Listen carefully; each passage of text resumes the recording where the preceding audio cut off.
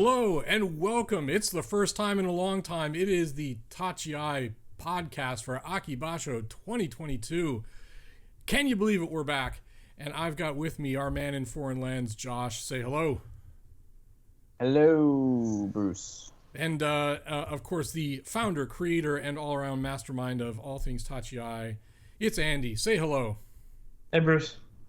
So we've been away for a little while, and there's a bunch of lame-ass excuses I won't even begin to offer because they are, in fact, lame. But we're facing an interesting new tournament that's starting in just a few days, just a week from today. And we're taking to YouTube as well as to your podcast outlet to talk about sumo once again. And in this segment, we're going to be covering sumo news and all of the things that have happened in the last few months. And I think the biggest one, at least for me, is this English language sumo channel from the Japan Sumo Association featuring none other than NHK correspondent and commentator Hiro Morita. This is huge. I mean, it has been years that sumo fans have been saying, hey, Sumo Association, get on board. YouTube is the way to distribute your content. Not everyone's going to have access to your streaming, and even though now it's streaming basically everywhere. Having digestible bits that you can time shift and watch whenever you want on YouTube is been the way most of us have been doing this for a while now. So as the time that we're recording this podcast, he's got 9 videos up there, and they're all pretty darn solid. Josh, you met him once. Give us your impressions of this channel. Where do you think this thing's going? Yeah, well, very briefly, he probably won't remember me, but yeah, who could forget you? I think it's who could forget? Who could forget? Too many people that I wish would not. But no, I think it's a welcome development, as you say, Bruce. There are a lot of people around the world who might be able to watch the highlights on YouTube. Maybe they don't get NHK. Maybe it's hard for them to get NHK. Maybe as some folks have told us before, the premium NHK package that lets you watch live isn't available in their market, or if it is, it's very expensive. So, as you say, a lot of people, are just crying out for more content, and that sort of hole that was there to fill that, or the gap in the market that is being filled has been filled by folks like us and other people, and not Jason, necessarily this podcast, but Grand Sumo those Breakdown. are just the guys who are making. Yeah, Grand Sumo Breakdown, people who are making podcasts, people doing videos, people who are doing blogging content, as we've been doing on the site for several years now. So it is good to have something coming out of the association that I think is official. And, if you're going to do something like that, then why not get probably the most recognizable face to English language viewers, right? So it's exciting to see where it goes. I have to confess, I haven't seen all 9 of them so far, but, it is just great to have an official outlet for like high fidelity content that you can switch on and watch when you feel like in those 6 weeks between a Basho that you want to see some really cool sumo content. Hey, buy some YouTube Premium, download them, and watch them on the plane on your next flight, Josh. Andy, I one of the things that's even in the first 9 videos that have really impressed me about what Hiro's doing is because he has been in Japan in the sumo community. He's a recognized, media figure. He has amazing access. And he's already talked to, Ichinojo and a number of other people. And I think any door he wants to open is going to be open, especially because he's got the backing of the NSK. What kind of things do you think we're going to be seeing from this new channel, Andy? I'm hoping that we'll be able to see some of the things that kind of get at a lot of the misconceptions that people have about sumo, and so far it has been really good. Like y'all said, it's nice to have kind of the official stamp there. I've been a big fan of those really short informational videos that they've got on NHK. Yeah, Sumopedia. The Sumopedia stuff has been fantastic, but they're longer, they're a bit more folksy,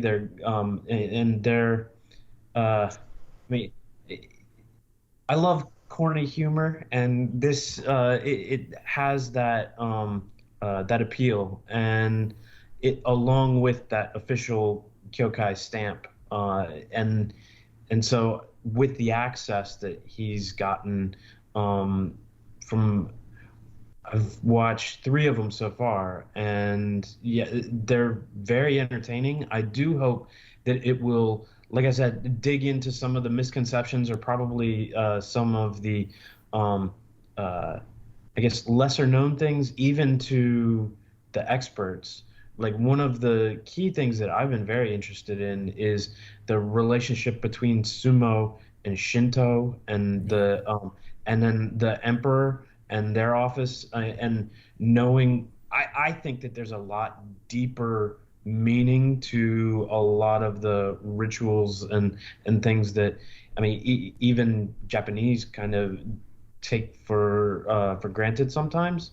And so it will be interesting to see if I guess just what kind of nuggets. I mean, I'm sure there's a lot of good gold, a lot of gold in there to find. So I'm So looking forward to what he puts out there. so let me make a suggestion for Hiro Morita. When your YouTube channel reaches 100,000 subscribers, we would very much like to see a match between Ichinojo and Raja. Um, that should be the gift for 100,000 subs. If you put that out there, we will campaign night and day, and maybe even use a few bots to get you to 100,000 because I want to see it. But speaking of Ichinojo, the Snorlax won the yusho up in the heat of Nagoya. What the hell was that? Andy, your thoughts?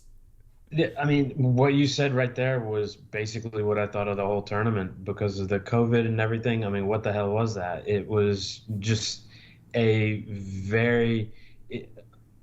I'm really hopeful that it was not just a one-off under very extreme, unusual circumstances. Oh, it was. But yeah, exactly. That's where I'm right now. I'm very firmly in that camp.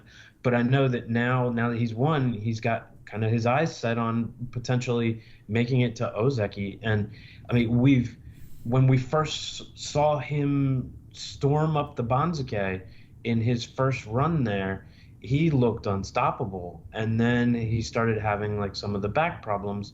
Well, now he's 212 kilos, and I don't know if those back problems are gonna start cropping up again. Of course, he's 212 freaking kilos. A human body's not made to operate at that mass. And so that's why I'm cautiously optimistic that he'll be able to make a some sort of a run, but I'm doubtful.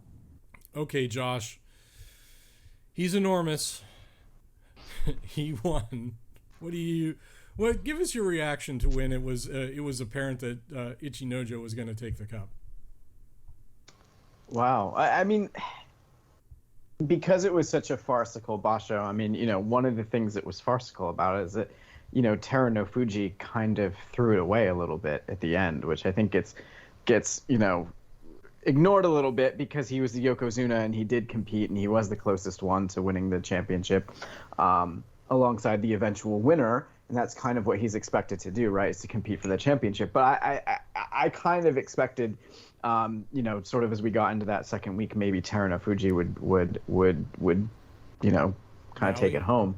Yeah, would rally and take it home. So from that perspective, it was one of those things where, well, if the Yokozuna is going to give it up, someone has to kind of step in and take advantage of that. And Ichinojo was the person who was in the best position to do that. He's always had a reputation of getting up for the big matches, always. I mean, he has, I think, the most kinboshi of anybody who's active right now. Someone in the comments might tell me if I'm wrong, but I think he has like 9 or something like that. So it's quite a lot, and he'll be set up for the rest of his career as a result of that. Oh, yeah. But Ozeki, I don't know. I don't think that he has the consistency or maybe even the motivation to be able to put together the kind of run that takes. But, good for him. I think the biggest problem is, we actually have a couple legitimate contenders to Ichinojo in that tournament. Koto Nawaka, for example, who was pulled out when he was very much still in the yusho race. So it would have been maybe a little bit more compelling to see how Ichinojo would have reacted if he'd been pushed. But look, as Andy said, he's someone who has had the ability to go and do this and win a championship for a long time now. And I think it's good for his career, whenever it ends, that he can look back on it and say that he was a yusho winner, because I think he probably just about deserves to be, given what he's put into sumo.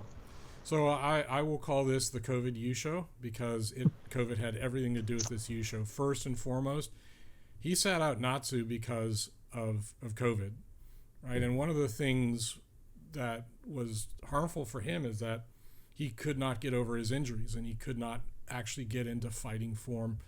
And he came into Nagoya looking absolutely fantastic, brutal, enormous as always. He was showing us the best sumo of his career, really was. I got a little worried in the middle weekend because he dropped both of those matches, and a lot of times Ichinojo is very streaky. Once his head gets out of his sumo, he's done. It's like, oh man, this guy's done, right? He had a good run up week one, and now it's over for him. But no, he rallied. Granted, the yusho score was only 12-3, and I really mark that to some of the top competitors, sitting out on the bench, plus Terunofuji's knees being in just absolutely ruinous shape. But the thing I'll underscore, as I keep remarking about Ichinojo, is that sometimes being enormous is a valid sumo strategy. And he won almost all of his matches by Yorikiri, which is basically, I'm huge, get out of my way. So our compliments and our congratulations to Ichinojo for being absolutely freaking enormous and taking home the cup. Absolutely outstanding. But we can't then not go on and talk about what I call the tyranny of the current rules for COVID Kyujo and its impact on Nagoya and its looming impact on Aki. Right now the rules are, if one Rikishi pops positive, the whole stable sits out. And when we went into the final weekend of Nagoya, about a third of all the Rikishi were out due to COVID Kyuju, or quarter to a third. And so they were struggling to matchmake. They were pulling people up out of Juryo. They were slowing down the matches to fill the whole 2 hours that they had slotted on NHK. It was ridiculous. With the current Omicron BA5 or BA4 variant being so incredibly virulent that you can catch it just by being within 10 feet of somebody, more or less, and B, you may never know that you had it because sometimes Omicron just doesn't make itself known. Should the Sumo Association maybe rethink what they're doing? Andy, we'll go to you first.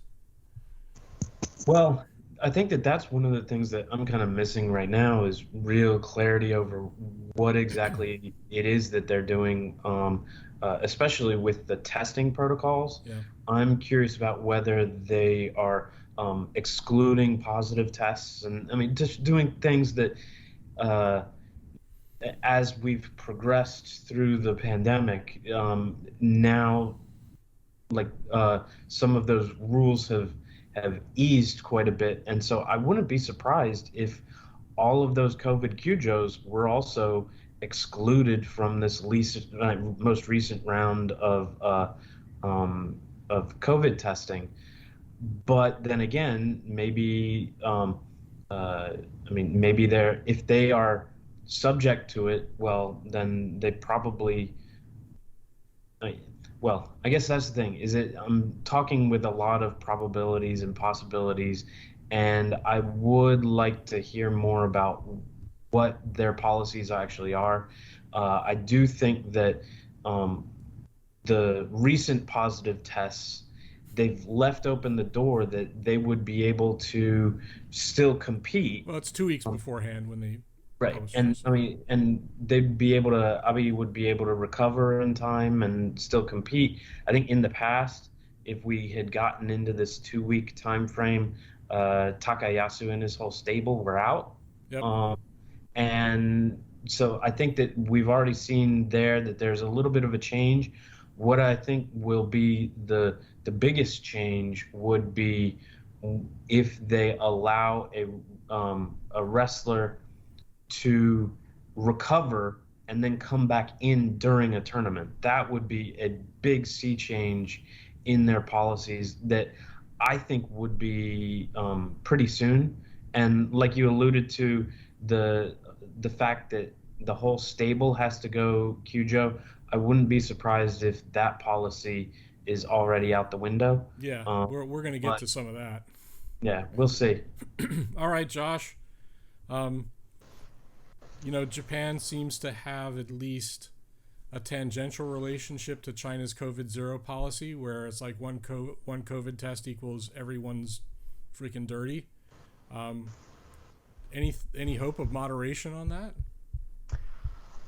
I would say I don't envy the Kyokai right now. I think it's so hard, and I think it's so hard because of what sumo is, right, and how sumo works, and if this was like an office, where everybody goes home to their own house every day, and then you all come in, you get tested before you come into the office, it would be a different picture, but it's not. And so I think, I don't know that they need or want to follow the same policy as the last Basho, where they're pulling every stable out once someone tests positive. What I think about is, I work with people in entertainment who require rapid tests. Every time you come in to meet them, because they go off and they play shows, and they can't have that part of their livelihood go away if someone in the touring party gets infected. And so maybe that's kind of instructive as far as how you handle a basho. It only takes a few minutes. It shouldn't be that hard at this stage to procure as many tests as you need. Oh, yeah. And if someone's sick, they go home. And I think the way that you do it is, it's if you're on the torikumi, right? So if you're a tsukibito and you're helping somebody, but you're not wrestling that day, you don't get a test because you're going to be fighting the next day. Those guys fight 7 out of 15 days. There's plenty of opportunity to test those guys. I think that would be sensible. If you're positive, you go off to quarantine, and and the rest of those guys in the Hague, keep going. That would probably save some costs on tests. It would be the most reasonable thing to do. I think the hardest thing is just, what do you do with these guys who are positive so they don't infect the rest of the Hague? Because some of these stables, you have 10 lower division guys all sleeping in one room. Certainly for Sekitori who don't live in the Hague, it's like, the obvious answer is to keep them home during the basho as much as you can. And then you don't have to pull out someone in the top division, as we saw in the last tournament, just because someone who's a lower ranked guy in the stable, where they may not even have been, has tested positive. That also introduces another complication, which is, I don't know, maybe someone else does, what morning keiko is like for those guys during a basho. But if you said to the guys who are Sekitori and maybe live, in their own apartment or live somewhere else, hey, don't come into the Hague, would that disrupt their routine for going into a tournament?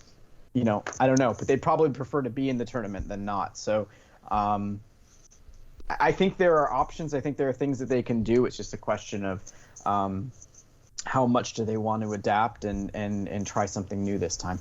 Like all Japanese businesses, they're going to take their time making up their mind, right? So I'm not sure we're going to see. Well, interesting given the roster of who has already tested positive, it may force the issue. But we'll get into that in a minute or 5. I want to close out our news segment with discussion of the boss, right? So Hakuho retired, and started doing various Kyokai jobs. You can see him, in the blue coat, being sort of an usher and all the rest of that stuff. And what I love is that the Kyokai tried to put him in a box and say, hey, look, you got this outsized ego, you got the biggest record ever in our sport, but you got to behave yourself, right? You can't act like you own this place. And Hakuho agreed, and for the most part, he has, right? But that agreement wasn't transmitted to the Rikishi Corps because they all freaking fawn over this guy. And why wouldn't you? He is a self-propelled legend. He is basically a mobile shrine of sumo, right? And so you can watch him in the hallway, the path, the Hanamichi, and everyone's just like, oh man, it's Hakuho, oh yeah, Hakuho. And now he's taken over Miyagino's stable. And what I love about this is even before he retired, his deshi have been universally above average. And it looks like, I'm just going to guess, because I am not a Sumo Association official and I'm not Japanese in any way, but it almost looks like they're starting to say, all right, maybe Hakuho's not so bad after all. Josh, tell me a little bit commentary about what the boss is up to now. In some ways, I think it's a story with a happy ending. Hakuho taking on the Miyagino name. Magaki, if you're someone who's a little bit of a train spotter for Yoseki for the the elder names that these guys take. They all have a share when they move into running the association. Only 105 of these guys when they retire can do that. And he assumed the Magaki name when he retired, and controversially was not given the right to continue under his own name. And so, that name always seemed quite temporary. And I think Hakuho running a stable that traces its origins itself to the 43rd Yokozuna Yoshibayama seems fitting and appropriate that he would take on that name, Miyagino, as he did a few weeks ago. I think, he will want to raise now a Yokozuna who can take that name on from him. I think that is going to be a piece of what we see going forward and continue the prestige. And I think, after all that debate about the Ichidai Toshiori, the one-time share for him to continue on his own name, which wasn't granted, it feels like he's in the right spot and all is well. I mean, I think, Bruce, to your point, his recruiting is really interesting. And I had a discussion with some folks the other day about, how do you judge someone's recruiting? If a guy gets 3 out of 10 recruits to become a Sekitori, does that mean he's 30% good at recruiting? Or does it mean that he just picked 3 stars and put a good support staff around him because he knows they're going to need Tsukibito and he knows how to run a Heia, right? And so Hakuho's approach in that context, I think, is really interesting because it seems like he has an incredible talent pipeline coming through from things like the Hakuho Cup to Tori Jihoku High, where he has the relationship through the Ishiura family. And he's also bringing some just really big recruits in the Hay. He's got a Makushita 15 Tsukadashi coming into this Basho. And so it could really be a powerhouse stable in the next 4 or 5 years. And how he coaches these guys, obviously he can recruit. We've seen that. How he coaches and develops these guys will be interesting. And also what happens to those that don't make it. And because they're all coming in with such a high pedigree and working under the coach with the highest pedigree. Yep. So it's exciting. So Andy, the boss, are we looking at a future legacy here? Superficially, it's also very interesting to just compare him with the change that we saw with Nishonoseki, with Kisenosato, because I guess when Kisenosato had to switch from being the very I guess he was the anti-Hakuho, where Hakuho was always very exuberant and emotional. Probably the best evidence of that was with that last Sensho Yusho and that huge scream that he let out, which was a bit controversial, I guess. When only in Japan and only among certain people in Japan. Well, and I think those people know who they are. And it was definitely very emblematic of his style, and in contrast with Kisenosato's very level-headed, stoic. Stoic. That's the word. Yes, very stoic style, and being able to see that when they make that transition to Oyakata, now they're businessmen. And now Kisenosato's smile comes out. Now he's all over the TV shows, and you're starting to see that with Hakuho too, where he's more PR man than I guess they're doing the really well. They're doing very well. And that's what has been fascinating to me, is to see how kind of their progressions have been kind of the same but different. It's very interesting to watch how they're kind of molding these new careers when they have their own very contrasting professional styles. It's very interesting. So let me hit this exit comment. And it was one of those things that was always in the back of my mind, and I kind of hope for, but you don't want to say it because it's this is such an unlikely occurrence. I think that the rivalry is continuing, and I look forward to the next 10 years as Team Kisenosato and Team Hakuho each try to see who can be on top. Hakuho is awesome, right? And he seems to have a very good eye for talent and a very good approach for coaching. But Kisenosato is a freaking taskmaster. He will grind and grind and grind, and I'm sure his deshi have learned this very well, but he's also got Yoshikaze with him. So I can't wait to see how this goes. I mean, it's early days, but it's the future of sumo is looking great. And with that, we're going to bring our sumo news segment to a close. Thank you, Josh. Thank you, Andy. Tune in for our next segment coming up in a little bit. And remember, folks, for sumo, it's Tachiai.